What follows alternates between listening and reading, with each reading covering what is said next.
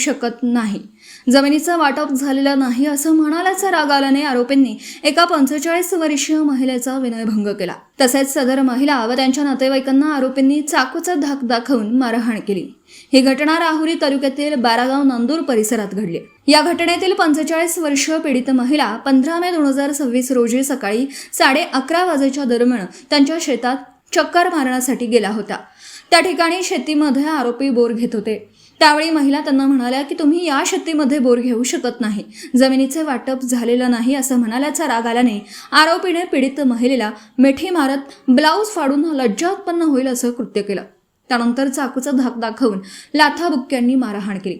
त्यावेळी आरडाओरडा ऐकून पीडित महिलेच्या आत्या व वडील भांडणं सोडवण्यासाठी तेथे आले, तेव्हा आरोपींनी त्याला देखील शिवीगाळ दमदाटी करून लाथाबुक्क्यांनी मारहाण केली। आता तुला जमीन व प्लॉट काहीही देणार नाही, तुला जीवेच मारून टाकतो अशी धमकी देऊन आरोपी तेथून निघून गेले।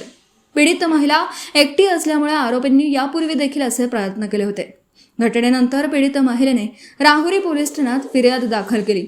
त्या फिर्यादीवरून आरोपी सुनील रामदास गाडे व सनी सुनील गाडे दोघे राहणार बारागाव नांदूर तालुका राहुरी या दोघांवर गुन्हा रजिस्टर नंबर 562/2026 भारतीय न्याय संहिता कलम 74, 115(2), 351(2), 352 प्रमाणे शिवीगाळ, मारहाण व विनयभंगाचा गुन्हा दाखल करण्यात आला।